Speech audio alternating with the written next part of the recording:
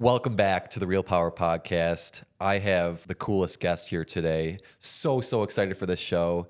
His name's Steven. He reached out to me on Instagram, and I really couldn't believe at first what his business was and the scale that it's at. Steven is a 27-year-old from Rochester, New York, and is the founder and CEO of iSmash, the largest and fastest growing Smash Room franchise in the country. And like I said, Steven found me on Instagram.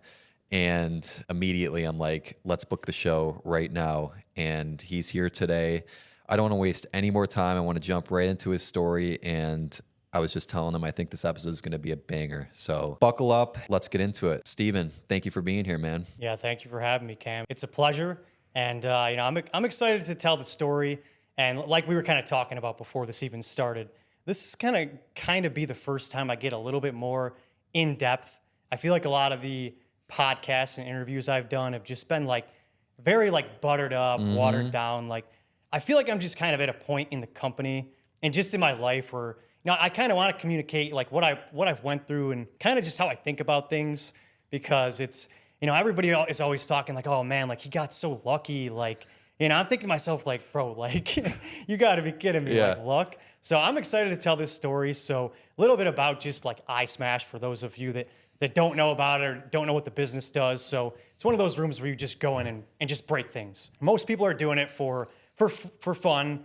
Some do it for stress relief. That's really the basic premise, though. They're going into a room with safety gear. They get smashing tools, and they're just busting up a bunch of glass and electronics. I love it. And it's so funny that you reached out at the time you did, because my wife was just saying, she's like, I want to go to one of these Smash Rooms. I got a lot in me that I need to just break shit and let that out. So we'll have to take a visit to iSmash here in Rochester for sure. But continue. Go ahead. Yeah, you absolutely would. So I started the company about 6 years ago, 2018, and now it's crazy. It's the biggest Smash Room company in the entire world. And it started right here in Rochester. We just sold our 20th unit the other day, total units across the country. And it's crazy, man, of what this started as to what it is now. So take us back to the very beginning. How did your journey, your entrepreneurship journey begin? Yeah, definitely. So I guess, when I was a kid, I was always around it. My father owned a business. So just being in that environment, I kind of knew what it was about. I saw the sort of freedom that he had to, take off when he wanted to do what he wanted. So I was already kind of in that environment. I knew what it was all about. So I had an idea.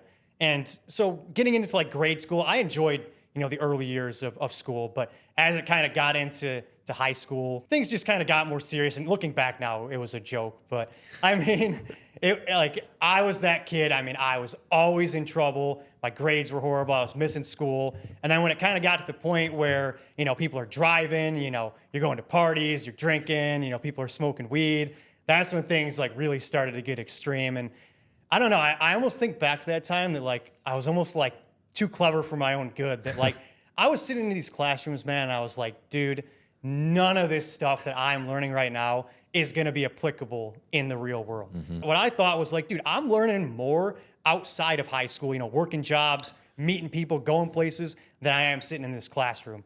And I hated the fact that I just had to be forced to sit in this classroom for 7 hours a day. Yep. And wake up at 6:30 a.m. I hated it. And a perfect example is when I was in school, I did not read one single book, man, not even one. And it taught me to hate reading because they just forced me to read books.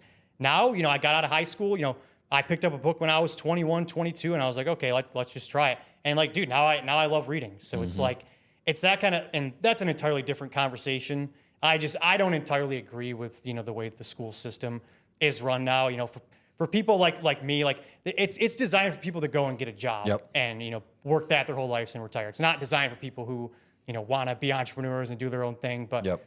yeah, man, I was a bad kid in high school. Everybody pretty much pegged me as the burnout. He's gonna be working minimum wage. He's gonna be dead. He's gonna be be this, be that. Nobody would have thought I would have been anything. I barely graduated. So the kind of the crutch that I had always hung myself on was after I got out of high school, I was gonna work for my dad and just take over the company someday and just kind of coast through life. And what was his company? He owns like a machine shop, like CNC precision machining. Mm-hmm. So once I graduated, that's what I did immediately. I started working there full time, and then of course you might have guessed, within like 2 or 3 months, I remember this realization hit me, and it was like, it's such a like almost stupid realization when you think about it. But I would always miss so much school. I would never be there the whole week. I would either come in late some days, leave early some days, not come in at all some days. And when I started working for my dad, I was like, man, I got to actually be here every single day, or they're just, they're going to fire me. I don't get paid. Like school, you don't come, like nothing happens, So that was the first real life kind of like, whoa, like this is not like school anymore. Like you got to be here every single day on time. It's very structured. People are watching over you, checking over your work. You can't just be screwing off all the time. So you may have guessed that did not last long working for my dad. So it's funny. My senior year of high school, I actually started playing poker, and there were some weeks, I'd make $500, $1,000, and to me, like that was so much money at the time for like little effort. I was doing something I enjoyed and that was fun, and I thought I was, an amazing, Zen-like master poker player. So I quit my dad's job. I was like, I'm gonna play poker full time, and honestly, I was actually pretty good at it. The biggest issue that I had was just all of my expenditures outside of gambling. I'd win at the poker table and I'd hit blackjack. Blow all the money. Yeah, I'd hit slots on the way out, and that just cut into my bankroll. And before I knew it, I was broke. I was only starting with a few $1,000s, so it was probably inevitable to happen anyways. You go on a downswing, and then so I went broke. Started working for my dad again. I was like, all right, this time I'm actually gonna focus and work for him. And I worked night shift because I hated getting up early. So I worked, like 3 p.m. to like, I think it was like 2 a.m. Wow. Yeah, like, 10.5-hour shift, 11-hour shift, whatever it was, just like graveyard shift. And I worked it for a while, but it's kind of just like coasting through. I started like smoking pot again, like just coasting through. Wasn't really happy. And like eventually I was like, after like 10 or 11 months or more of that, I was like, dude, like I just cannot work for somebody else. Like I just can't do it. I have to do my own thing. So I quit there again. I had some ideas in mind, but nothing really got off the ground. It just seemed like there was like a barrier of entry to everything. Money, didn't have experience, didn't know people. So after that period, I think I was like, I was 20 years old, and honestly, I felt pretty low, man. Like I just, I was in this situation where I wasn't interested in anything. I didn't have any motivation to work. I didn't really have any skills. I didn't have any money. Didn't really know anybody. And like the problem is like once you get into that mode, it's so easy to like, just keep rolling downhill. Those negative thoughts just take over. And eventually like it just got, it got really bad, man. Like I just stopped wanting to see my friends, my family. Like I felt like a failure. And like looking back now, man, I was 20 years old. Like nobody has it all together at 20, man. Seriously. Like, but I was seeing all my friends, they're going to college, they were getting jobs. I was like, man, I'm falling behind. And really, that continued for a while. And I remember when it all changed, man. It was actually my best friend at the time. We were sitting in a bar, and I remember the exact seat, the exact day that this happened. We were sitting in a bar, and he showed me this video, and he was like, bro, look at this business, man. He was like, they're literally just putting people in rooms and having them break stuff, and like they're making money off of this. And he was like, him and I had always talked about starting a business. So he was like, dude, we got to start this in Rochester, man. He was like, it would be cheap. It's simple. There's nothing like this around here. He's like, I think it could work. And I was like, dude, that is so just stupid, man. Nobody's going to want to come to do that. Like, and then like every time I saw him after that, like he kept talking about it. He's like, man, I'm telling you, we should start this, man. It could be successful. Wow. So he was the one that was pushing for it. You didn't even believe in it. So he's the one that first brought it to me. And then after a few weeks, man, I was like, all right, let me just look into this. And I started researching, and I was like, man, there's like 15 or 20 of these around the country. And like, they're legit businesses. They got commercial spaces, they got websites, whatever. Like they've got to be making some money off of this. I don't even know about this whole Smash Room thing. I don't know, it might do well, it might not, but let's just do it. Like I'm motivated, let's do it. So I called my buddy up and I was like, yo, let's do this, I'm in. And he was like, sure. And in the beginning, we had no idea what we were doing, man. We were literally two kids. I mean, we didn't even know where to start. We were just kind of, like the first thing that we were doing was we were going around to garage sales and estate sales and kind of collecting breakables. But it was that point in my life, like I really started to turn stuff around. Like I got another job, like doing some stuff for my dad, like building fishing rods, like professionally. I could choose my own hours. I really liked it, and it worked well for me. Then on top of that, I was starting the business, and like, dude, it was such a monumental change. Within like a couple months, I was like completely different person. Wow. Like everybody would attest to that like I was totally different. So him and I were kind of just plugging along. No real sense of urgency. We hadn't really put in any money yet. And I remember like what had actually happened was you might have remembered this place downtown. It's called the Riot Room. They rebranded it to Recreo or something like that. So what happened was we saw that this other place in Rochester was opening a Smash room, and we were like, dude, like we got to be first. Like we got to get our ass in gear and start building and starting this business. So that's really what like prompted us to be like, okay, let's start putting some money in. Let's get serious. Let's talk to attorneys, accountants. Let's find a commercial real estate agent.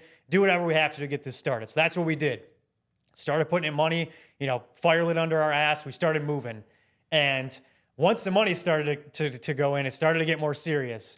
Him and I kind of realized that our philosophies in business didn't really align all as much as we had thought. And we were 50-50 partners, so there wasn't a clear decision maker. It was really, we had to agree or we weren't going to move forward. And what did you not really agree on? Like what philosophies did you differ on? I would say, like, without a doubt, the number one thing was our appetite for risk. He was very conservative, risk averse. I was like, go, let's do this. Like, let's go all in. Like that's the kind of person that I was. And I would say overall, like the main deciding factor was, just like kind of, and I don't really want to get too much into it because he was my, friend for a while. Yep. And I still respect him, but like the time that we were putting in, the effort that we were putting in was way too swayed towards my direction. And everybody saw, my friends, my family, they were like, dude, you're doing everything, man.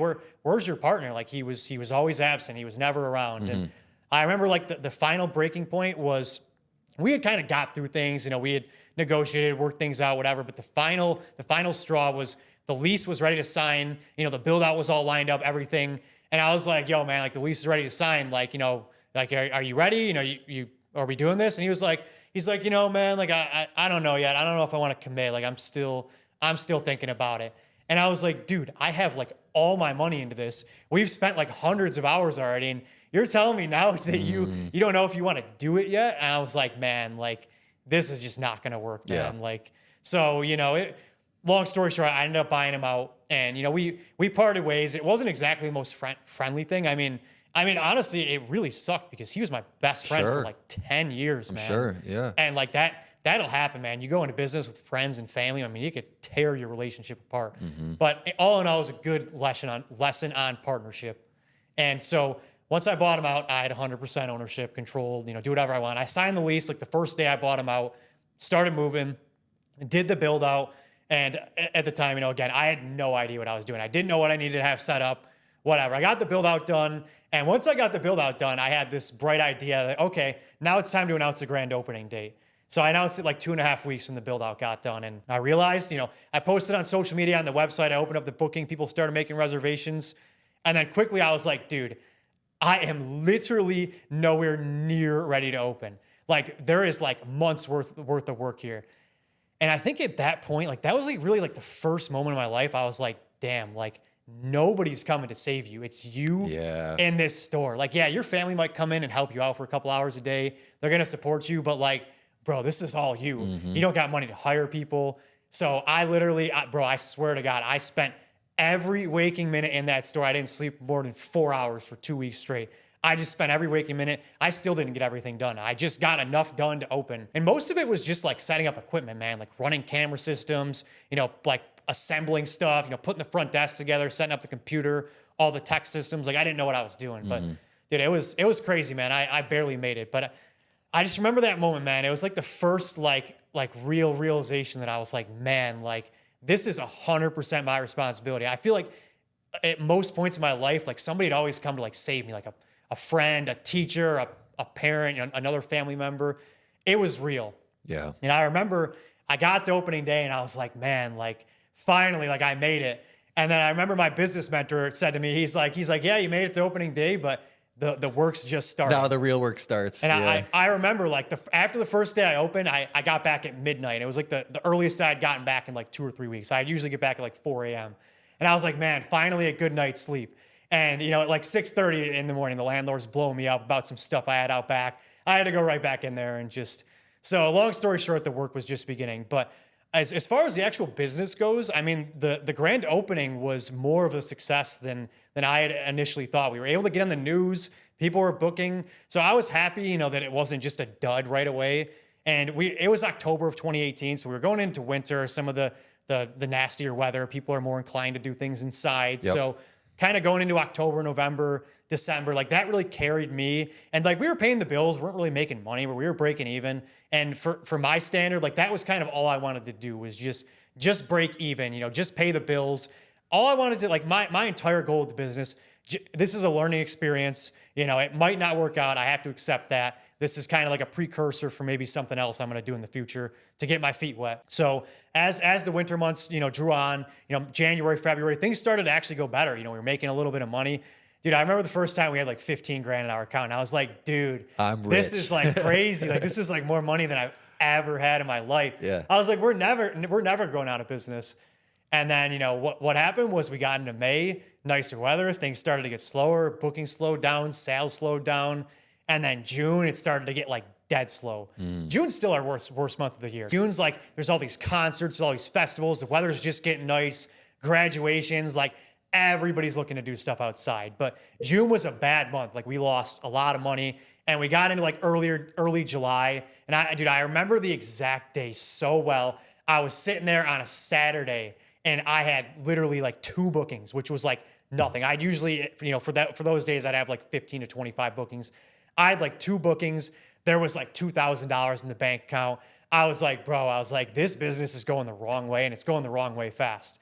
And all the thoughts start going through your head, like all the demons, like, man, is everybody that's wanted to come here, came here, was this just a fad? Is my time kind of over? And I sat there and I thought to myself, like, man, like, it is an inevitability that the doors are going to close. Like, I have no more money to put in. Nobody else is going to give me money. Like, I either got to do something or the doors are going to close. So I was like, look, I have 2 options right now. I can literally just lay down here and die and accept my fate, or I can at least go down with a fighting chance. At least just say I gave it everything that I could. And, from the time, I was working at the business, but I was kind of coasting. A lot of times I was just doing what I had to, wasn't doing a lot of extra stuff. And again, man, I kicked it into another gear, man. I was there. So I thought to myself, like, okay, I don't have money. I don't really know much. What do I actually have? Okay, I have time.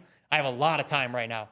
I have the internet. So I started like mapping this all out. So I was like, okay, I could set up like a fishing rod building room in here. I could build fishing rods like while we were open, didn't have bookings. And I was mapping it all out, like, okay, what's the bare minimum in cost? Like I could run the whole store 7 days a week. I don't need any employees. What's the bare minimum cost? Okay, $1,000 a week. I just need to do $1,000 a week and I cover everything and break even. So I started breaking it all down. But at the same time, I started spending more time there. And you think about it, man, how hard it is to spend 80 hours a week on a business where you're losing money, not even breaking even. Nothing's growing. Like things are going bad and you're spending this amount of time there. But I was like, okay, what do I have? I have YouTube. Let's start watching some videos on how to kind of increase sales in a retail store. So I started looking at guerrilla marketing, low cost, kind of more high effort things that you can do to increase awareness, foot traffic, bookings. Started doing that. I taught myself digital marketing, SEO, Facebook, Google ads. I started, making pages everywhere, started doing giveaways. I basically just started doing everything and anything that I could to get the business going back in the right direction. And dude, it worked. By the end of July, we started to make money again, and August was a great month, and it continued all throughout the rest of 2019. We started making money, turning things around, and I would say that was like a critical point, because I say this a lot to like other entrepreneurs I talk to. One of the main things in business is survival. Like that is like the key thing. Like if you've ever, like for people that play poker and know, the general philosophy in poker when you're in a tournament, just survive. Don't go out, survive long enough to get lucky. That's all you have to do. Survive long enough to catch your lucky break. And I feel like so many businesses and entrepreneurs, they hit that inevitable wall where it's like, okay, something's threatening to your business and you have the choice of either trying to plow through or just giving up. And that's why I almost feel like ideas and businesses don't even get off the ground. People encounter one problem.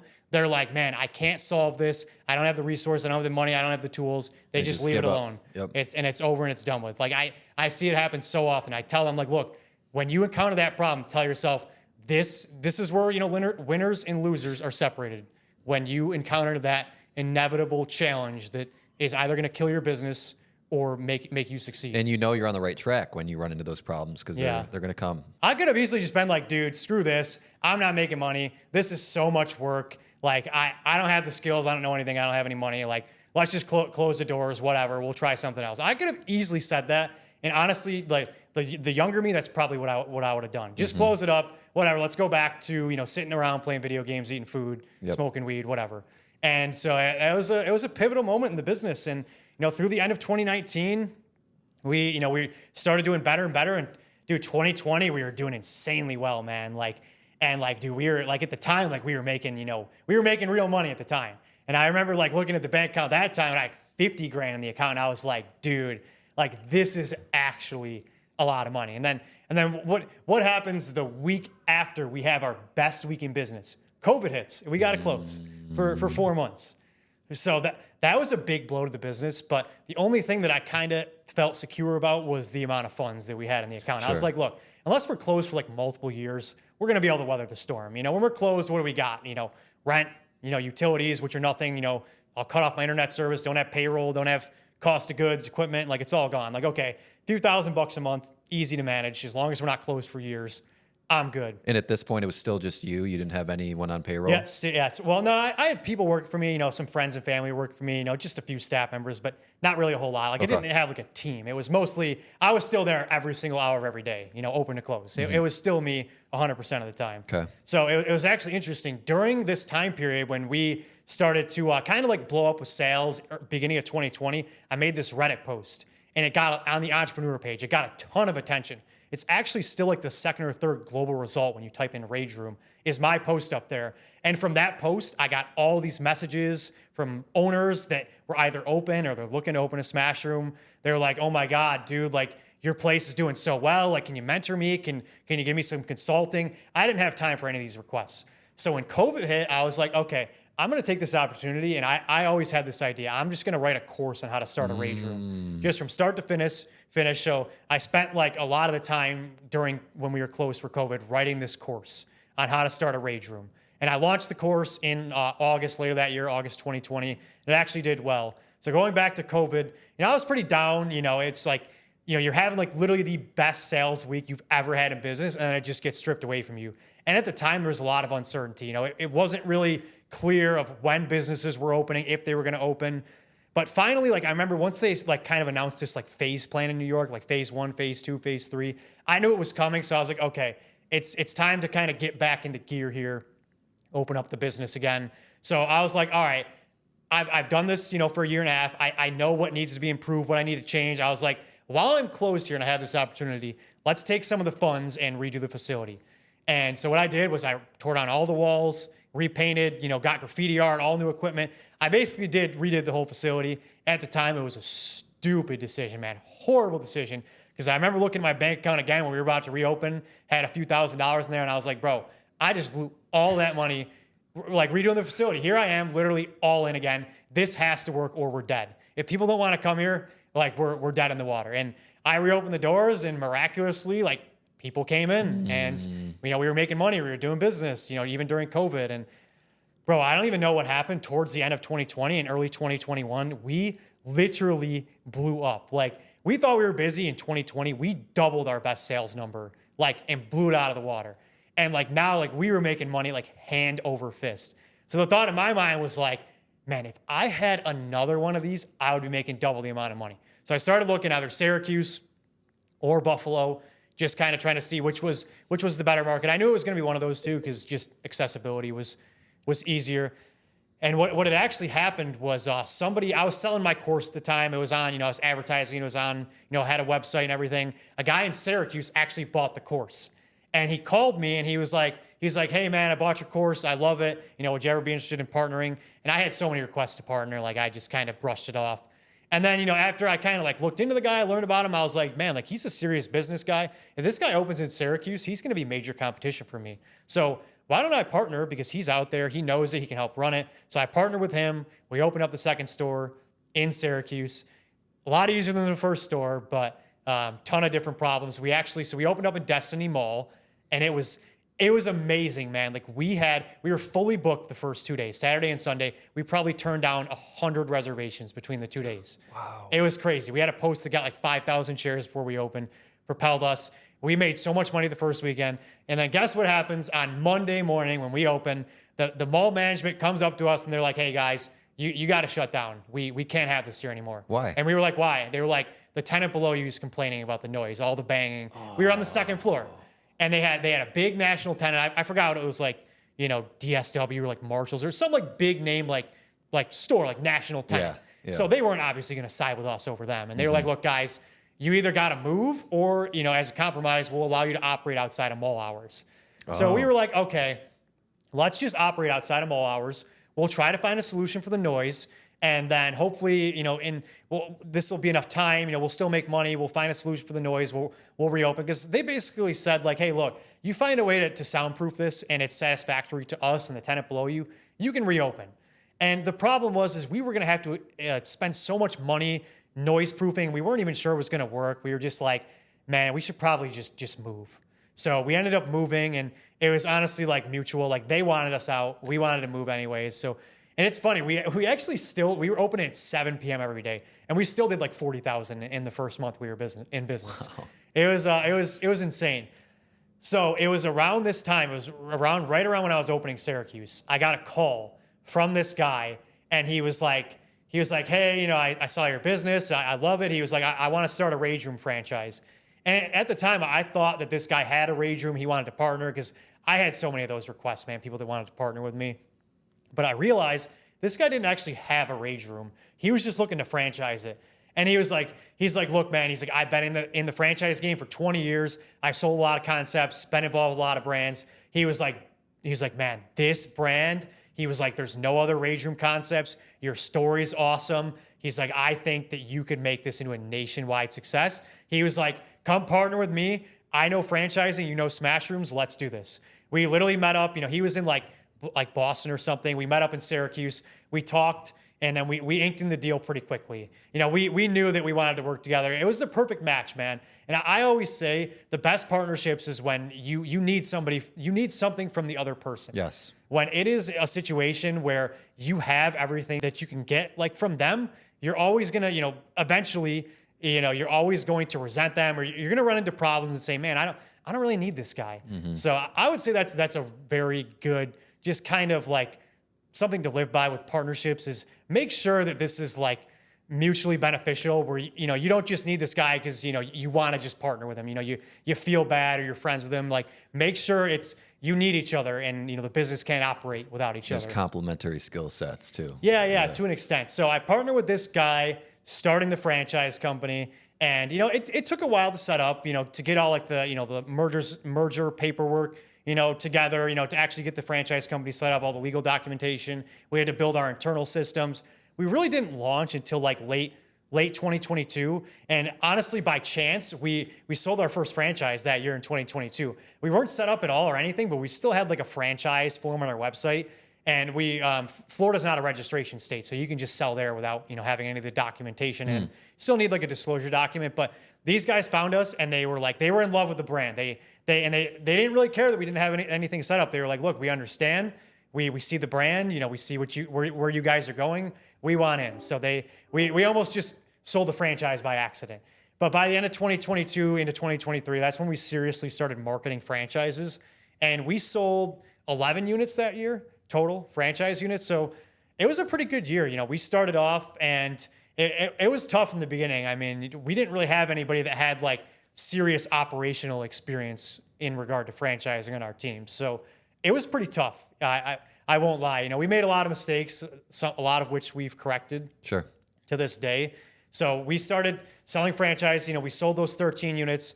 Towards the beginning part of 2024, we kind of pulled back a little bit and said, okay, some stuff's been rough. How do we kind of restructure, bring on some different people to make this franchise offering a lot better? So when we relaunch, this is a brand, and we have all of our bases covered, all the different aspects of opening and operating are covered, because that's really what people want when they buy into a system. They want your support, your knowledge, your expertise, your data, your experience. So we just relaunched about 2 months ago, and man, we have literally been blowing up with franchise leads. You know, we started the year with 14, and then since we relaunched, we've already reached 20. You know, honestly, with the amount of interest and the amount of prospects, I think we have like probably 20 people in our pipeline that could realistically sign the next like 30 to 60 days. We might be at like 30 to 40 units by the end of this year. Wow. And like, it's crazy because like we are starting to attract some big players into our brand. Guys that own like 10, 20, 30 franchise units. We're getting attention from, you know, people in the space. Like, it's like a general rule of thumb. Once you start to get to be around like 20 units, people start knowing who you are. Like, okay, this is like an emerging brand, an emerging concept. So that is kind of the whole story. And I know it was long, but it's great. You know, I'm only, you know, 27. I think, you know, we're right around the same age. And dude, I started this business when I was 21, man. And I knew nothing, and I just you know, winged it basically. And now it's like I feel like I'm a different person from what I was 6 years ago. I mean, I'm speechless right now. That story, I think, is the most incredible business story that I probably ever heard.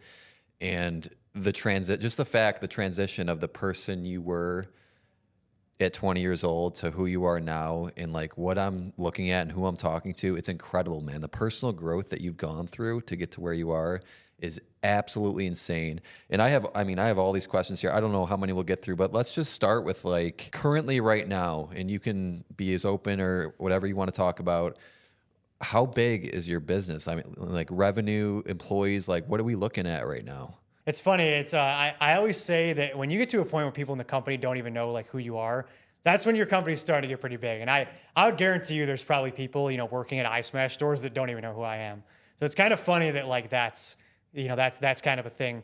As far as franchising goes, it's you know, there's a lot of laws surrounding, you know, what we can talk about as far as numbers, but I can talk about what's in our FDD as of you know, this day and time. You know, Rochester did about 900,000 last year with about a, you know, $300,000 net. So wow. That is one of the reasons why we are attracting so many people to this franchise offering. Like, think about all the different things that we offer. It's a low startup cost comparative to the potential earnings. The margins are insane, you know, because 30% margin. The breakables, you know, the cost of goods is so minimal. Yeah, it's an unsaturated market. A lot of cities, you know, don't have a smash room, or their smash rooms just like it's almost like a joke. The other thing is, you know, we're a family-owned, run business. You know, my mom works in the company. My sisters work in it. You know, they know who they're getting into business with. You know, they're going to have a personal relationship with me. And, you know, also, you know, the support and, you know, the fact that our franchisees are all doing really well. One of the things that prospects always want to do, they always want phone numbers of your existing franchisees, because there's no better validation when they call an existing franchisee. And the biggest question that they ask is, would you do it again knowing what you know now? And they all say, absolutely, I would. And they're, you know, like I said, I can't talk about specifics, but dude, they're all making money right out of the gate. The first month, they're all making money. Like, a lot of retail concepts, it's like 2-3 years until you get to break even. You think about like a McDonald's, man, it's like a, you know, $1.5 to $2.5 million investment, and you're making like 150,000 a year. And tons of people do that. Yeah. This is like, you know, our range in the FTD is bigger, but we generally tell people like 250 to 350 all in. You have an iSmash, and you could easily, and like, dude, this is Rochester. We brought in a $300,000 net in Rochester. Imagine a bigger city, big like metropolitan Miami, yeah. LA, you know, Charlotte, Dallas, like any of these just big cities, man. They're probably going to be doing double what I do. Wow, man. So how many states are you're in? 20 different states right now, or about? Not 20 different states, 20 total units. So across how many states is it right now? I think it's eight or nine states. I would say East Coast mainly. It's actually, yeah, I would say most of ours are, you know, East Coast. You know, as far as East Coast, we have Rochester, Syracuse, Long Island. We have 2 in Philadelphia, in the Philadelphia area. We have 1 in New Jersey. So that's kind of like our East Coast presence. Yep. And then our Tampa guys actually own 5 of them. Oh, nice. Funny story. So they wanted to buy a bunch in the beginning, but they weren't really sure about the concept. They opened, and within 3 months, they bought 4 more territories because they wanted to just lock out the whole market. They saw it. They knew, you know, this was something special. They were making money. They were like, okay, we want the whole area. We don't want anybody in our backyard. So they have the entire, you know, Tampa area, you know, Lakeland, St. Pete, Sarasota, that whole area is theirs to develop. Crushing it down there. Yeah. So You're 27 years old. You're running this massive business.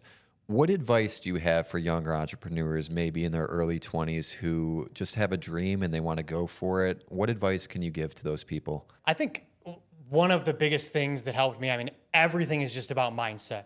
You don't have a good mindset, you are not going to succeed. It is literally everything in this world. And just the way that, like, people I've grown up with and, just friends, people I went to school with, like, just the way that they see and think about things is just, I feel like it's so flawed. And a lot of the issue too is like society, man. Like, I feel like one of the biggest issues is nobody takes responsibility for their own actions. Mm-hmm. And it's not even for them to blame. Like, literally, like, the problem that I feel like is every time they open up social media, they see a news station that is blaming somebody else. Republicans are blaming Democrats. Democrats are blaming Republicans.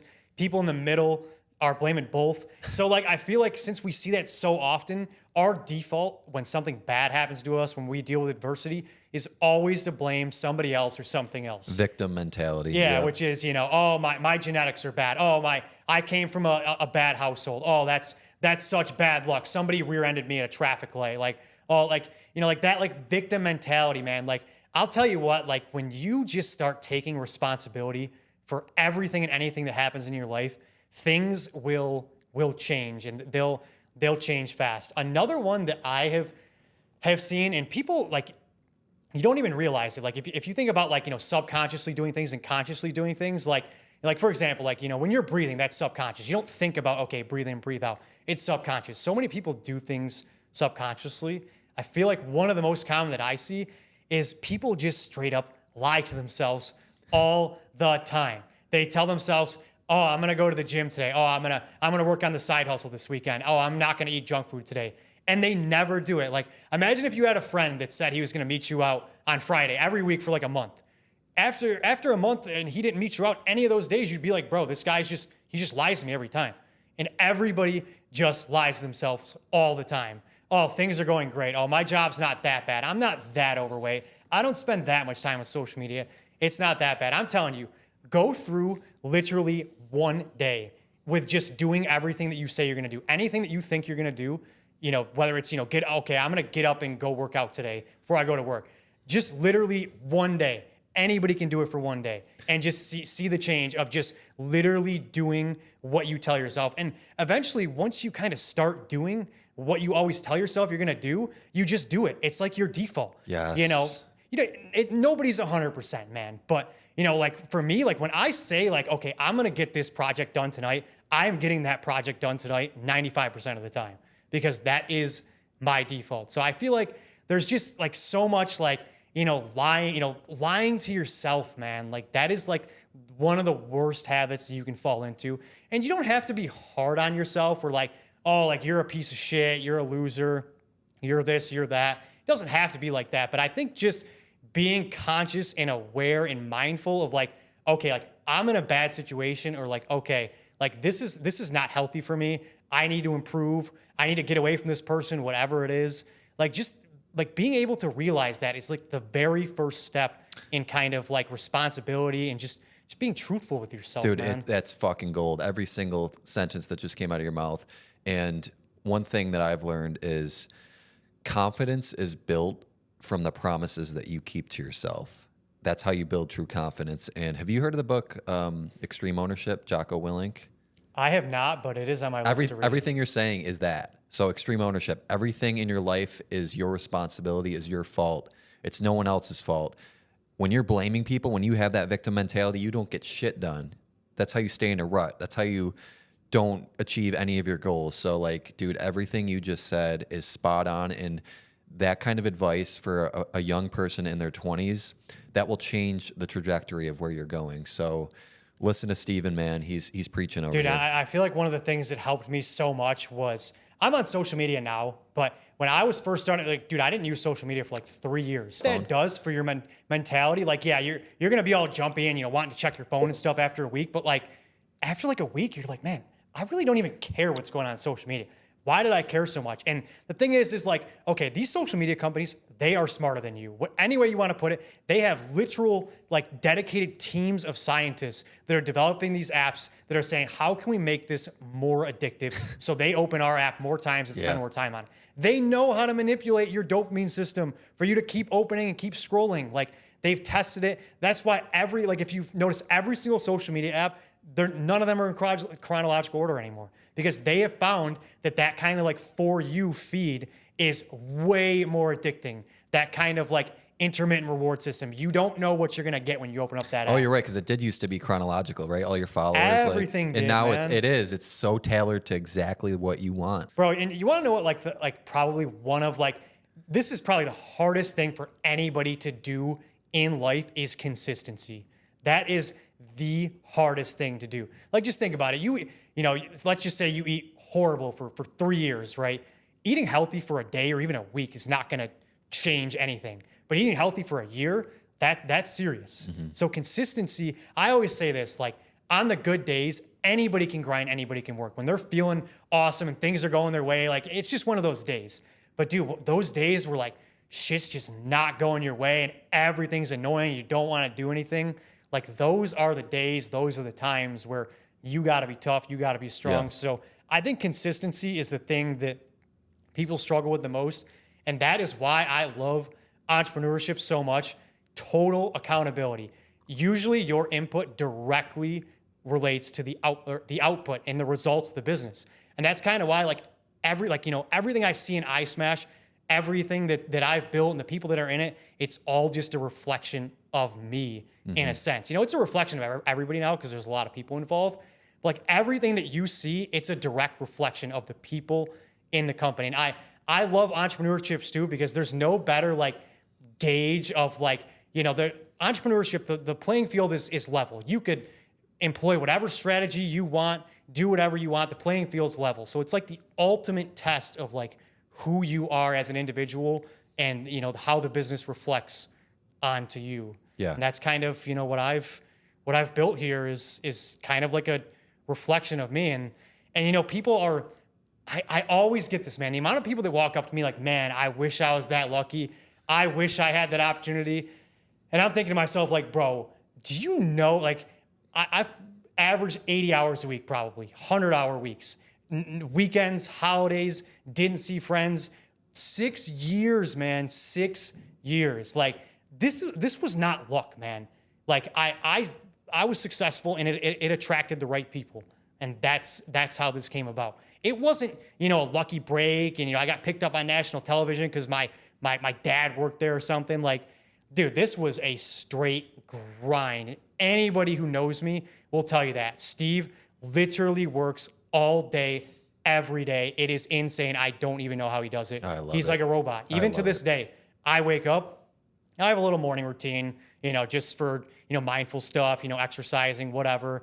But I mean, other than that, it is literally work all day until the night, go to bed, work, wake up, do the same thing. Wow, dude. I mean, you're a machine. You really are. The part about the inputs, right? Because you can control the inputs. You can control how much you work. You can't control the outputs and results, but when you're putting in more, you're bound to get more. That might take time to see the fruits of your labor, but you've been putting in the work for 6 years, man. 6 years of working those 80, 100-hour weeks, and you're finally seeing that. So, the moral of the story here is instant gratification is such a problem today. And with social media, like we were just saying, everybody needs the quick dopamine hits. And if you can just put off for 3 to 5 years, just work your ass off, put your head down, don't worry about what anyone else is doing, you'll find yourself in a place where people will be saying, oh, you're so lucky. And in your head, you're like, you should have seen what I've been doing for the past 5 years. I'm a true believer. 3 years of dedicated work. Yes. You can change your entire life. And think about what 3 years is in just as a part of your total lifespan. What is it? Maybe 5%? 5% for a life? Because I always think most people actually end up working the same amount throughout their entire life. like my goal is, hopefully I can be financially stable and like quote unquote retire by early 30s. Maybe there's an exit from the company or it's, making me enough money where I don't have to worry about finances again. And okay, I compressed most of my working hours into whatever, 10 years. And now, I could take vacations. I could work 5 hours a week, 10 hours a week, where the people that are kind of like stuck in the rat race, they're going to be working 40 hours until they're, in their 70s. Yeah. And like, there's been so many other challenges just along the way in the business that like, I haven't like, even just like, like a year and a half ago, man, like, things were just, we were struggling with a lot of stuff, man. I had literally like a guy from the town came to my business. We had all of our like storage out back, all of our electronics, a lot of like glassware. And we only had a 2,200 square foot space. There was nowhere to put this stuff. And the guy from the town, the code inspector, he came back there and was like, this stuff's got to go. You can't have it here. And I was like, sir, like, this is my entire business. Like, where do you expect me to put this? He says, not my problem. Figure it out. And I was like, dude, like my business is literally going to die if I don't figure this out. And like, that was very tough. I was having some partnership issues. We just signed our first franchise. Like things were so stressful. And dude, eventually like I reached a breaking point and like, I was so stressed out. I was going crazy. Like the Rochester store was uncertain. This is when like all the stuff with like Syracuse and Destiny Mall was going on. And like, dude, I imploded, man. And like, dude, this was like after we had sold our first franchise and like things were still going well. But like, man, like I remember there was this one day I had a panic attack. I literally had to go to the hospital. Damn. And like I fell so low. And it's funny after like I had a girlfriend at the time, like literally like right after that panic attack, like she dumped me. So like, man, like I was so low and I was just like, I was so anxious about everything. And like, dude, it was such a dark time in my life too. And like, again, like I pulled myself back up and I feel like that's more of like a man thing. You kind of like got to go through like the struggles and the pain to kind of get to the good stuff. And I don't know why, like for me personally, like I've had a lot of people like pass me up in business along the way, like, right. Like people who left, working for me for other jobs, people who didn't want to do business with me, the girlfriend who dumped me, whatever. Every single person that passed me up or, went to go do something else. So I'm going to find a better job or, you guys are too risky. Every single one now, like so many people reach back out to me. Hey man, I know it didn't work out in the past, but is there an opportunity to work together again? Man, like it's like, I'm not like a spiteful person, but like, man, feels so good. Just like proving like people wrong. Like they're seeing the success that you had. And like, man, I could have been part of that bandwagon. And all the people who did stick with me, they're getting paid dividends right now because they were the ones that saw the vision and stuck with me. So I love it, man. I love that. Let's bring it back a little bit more and kind of make this applicable to any entrepreneur in any field. Do you have any like marketing and sales advice? You said you've learned a lot of skills over the years of teaching yourself things. Any general marketing and sales advice that you can give to our audience? Yeah, absolutely. I'm big on the marketing side of things. I mean, I'm open about what my weaknesses are. I'm not a great sales guy. Okay. And I feel like one of the reasons is like you kind of have to like bend the truth a little bit. And I don't like being untruthful. Like I like being fully transparent when I'm talking to people in business situations. But I would say with marketing, I mean, as of right now, like digital landscape is just dominating. You're not going to find a better price or better way to get your product out there unless your audience is like primarily like 40 plus, 50 plus. Digital is going to be the way that you go. Even if you don't have like a way to track like bookings online per se, digital is always going to be the way to go. I think it's more about testing different things and measuring results because we've done a lot of different marketing tactics throughout the years, and we have a very good idea of what works and what doesn't. And I think some like the first time business owners, like franchisees, who I kind of talk through things. The thing that they are always scared to spend money on is marketing. That's the first thing they cut is, okay, we're going to cut back on marketing. Like that is like the most important thing to spend money on is marketing. So don't be afraid to spend money on marketing. I would say though, when you're first starting, cost is going to be one of the biggest considerations. And there are a lot of things that you can do to kind of account for not spending a lot on different marketing tactics. You could do giveaways, you could do discounts, you could do free trials. I mean, whatever it is. I mean, I think like for us, like it's all about like awareness because a lot of people that see our ads, they're not necessarily like thinking about going to iSmash right now, but maybe in a few weeks or in a month, They're getting together with their friends. They're having a birthday, a graduation. They're thinking about something to do, and they're going to think iSmash. Think about all like the injury, like accident injury attorneys. That billboards everywhere, commercials, radio ads. Like, man, these guys are spending a fortune because they want you to think of them when top of mind. Yeah, top of mind. So, and I think that's probably just our awareness. If you're a little bit more like targeted with like like say you're in like the plumbing business. Yeah, I would maybe want to run some kind of ad where I'm exposing people more to that are specifically looking for plumbing work, whether it's residential, commercial. Like you can do like campaigns on Google where you retarget people that have been to certain websites or that have done certain searches.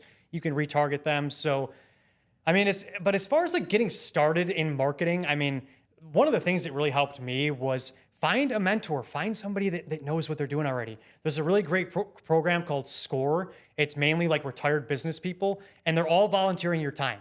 And you can go on there, they have a directory, and you can pick and choose who you want with all their different expertise. Oh, wow. That's actually what got me started. I had a Skool mentor, and he helped me through a lot of the early stages of the business. It's just score.com? Yep, yeah, score.org, I believe it is. Score.org. Wow, I never heard of that. Yeah, and I'm still with that mentor today. Six years ago, I found that mentor. I'm still with him today. That's amazing.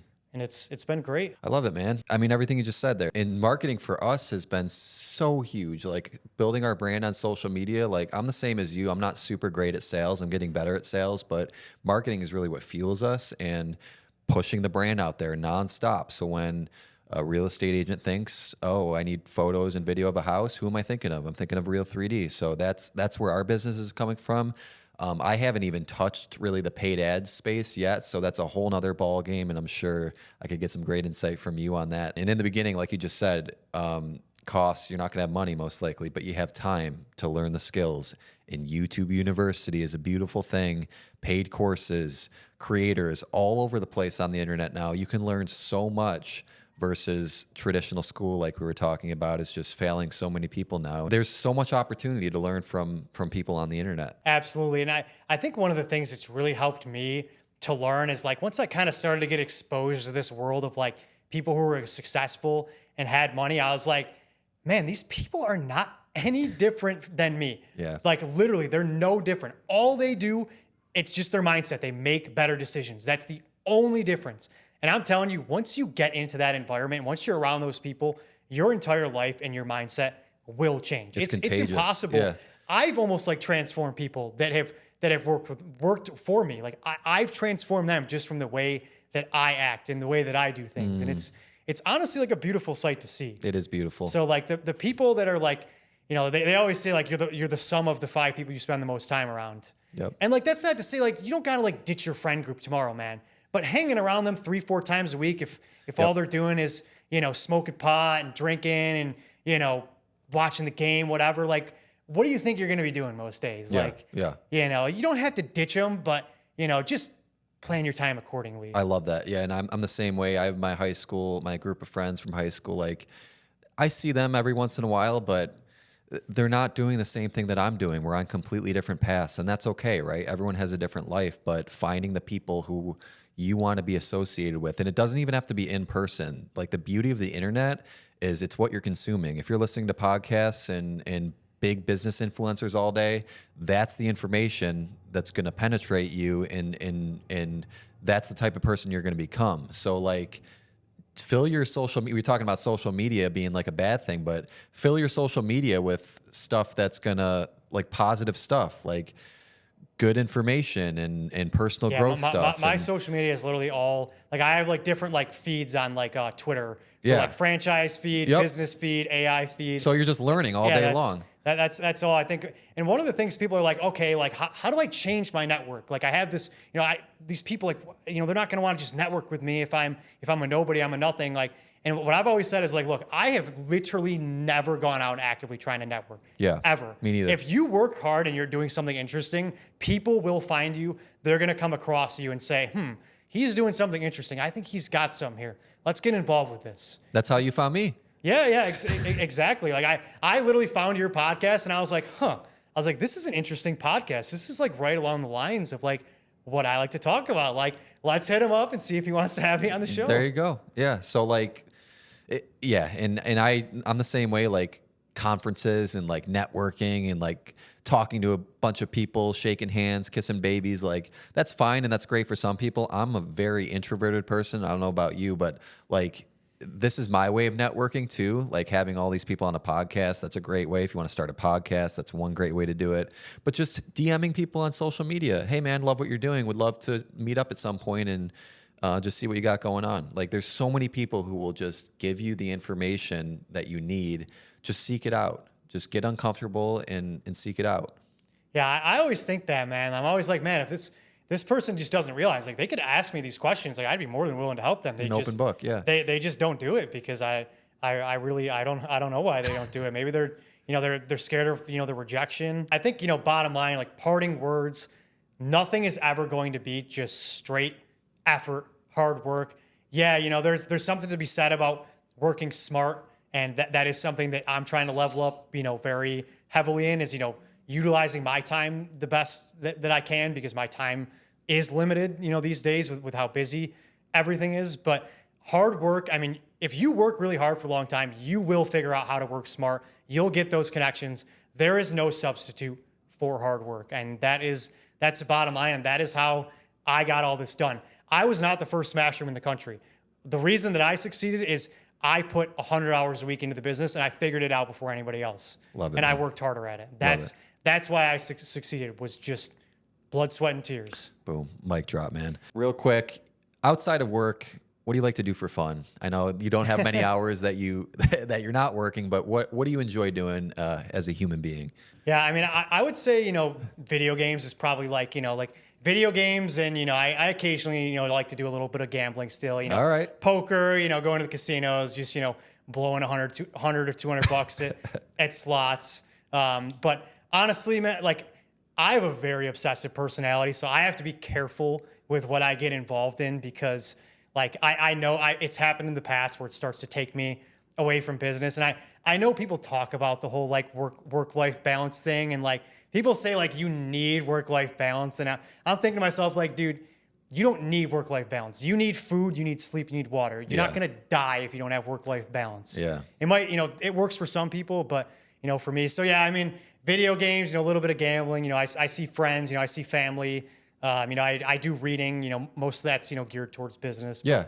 But still, I do decompress sometimes. I take, an hour off here, a couple hours off there. But you love what you do so much, and that's fun for you, it seems like, right? Yeah, like work is fun. I wake up every day, man. I don't think like, damn, man, like I got to freaking work on this business again. Like I wake up and I'm like, okay. Let's go. Like, there's things I like doing more than others, but I wake up and I'm like, okay, this is going to be another day closer to my goal. Same Every here, man. single day, I just get closer and closer. I learn something else. I get better. I, make headway on a project. And I understand that the opportunity that I have does not come around in 1,000 lifetimes. So I would be a fool to squander this opportunity. Right like on. if I'm 50 and I look back and I'm like, man, I wish I would have just put in a little bit more hours because maybe the company wouldn't have failed. I don't want to be that person. So that's, I hope that, you've kind of gotten a good insight. It's, who I am and maybe some of the reason why the business is the way that it is today. Love it, man. And I feel like we're on the same wavelength here.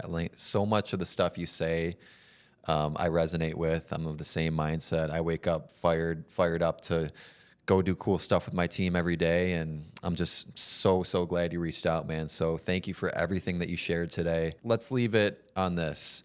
I know we've already given a bunch of wisdom, but parting wisdom for that young entrepreneur. I know we've said multiple things already.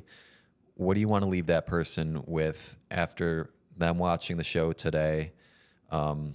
First steps to start to work in the direction of becoming an entrepreneur, building something for themselves. Yeah. I think that the bottom line, biggest one is take the risk. Stop worrying about what people are going to think about you if you fail, what they're going to think about your business. It literally doesn't matter. People are not even thinking about you nearly as much as you think. They're going to scroll past your post on social media or see a mention. You're going to be a 5-second thought in your mind. They literally don't care. Stop worrying about what people think about you, because when you are older and you got a family, you got a house, you're going to be more risk averse, and you're going to think to yourself like, man, I wish I would have just taken the risk and believed in myself, because you are never going to get this time back. You have one life. Nobody's getting out alive anyways. So you might as well, if you have a dream, you have a goal, you have something you want to achieve, start doing it now. Think about yourself at 80 years old on your deathbed, thinking back, are you going to be satisfied that you didn't take that leap today? And I know everybody's got that thing in their head that they want to do, but they don't know how to do it. It's a risk. They're worried about what people think. Stop worrying about that, man. I worried about it so much. What's everybody going to think when I fail? And I was like, dude, who even cares? Who cares? Nobody's thinking about you anyway. So that's probably, parting wisdom.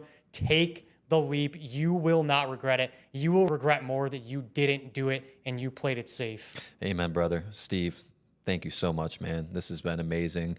Let's plug your business. Anything you want to plug now, iSmash Rochester.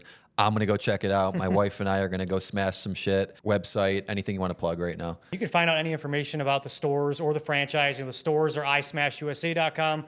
Franchise is iSmash franchise. I mean, I guess if you have, if you're, have a girlfriend, boyfriend, you look for something to do, a family, a team builder, a birthday party. I mean, it's a great activity, and it's something that a lot of people haven't done. A lot of people have done a lot of the traditional entertainment, bowling, arcades, so many times. Yeah. If you haven't checked it out, I mean, it's $25 a person, and I can almost guarantee you're gonna have some fun, and it's gonna be an exhilarating experience. So, Hell yeah, man. check it out. Thanks for having me. It was great chatting, and Absolutely. hopefully this resonates with some of your audience. I'm sure it will. That's the goal. I think this is going to be a really popular show. I think it's going to blow up, and we're going to share the shit out of it. Where can people connect with you on social media? Instagram, anywhere? Yeah, most of my handles are just Steven Shortino or Steve Shortino. Okay. LinkedIn, Instagram. I have a Twitter. Facebook. All right. I have to be a little bit careful about what I post nowadays because so many people are looking at them. But I try to provide some insight here and there. Awesome, man. Well, we'll tag you and everything. And Awesome. Thank you again for being here. And guys, I hope you found value in the show. Please share with a young, hungry entrepreneur who wants to make things happen. And hopefully they were inspired by Steve today. So guys, we will catch you in the next episode. Peace.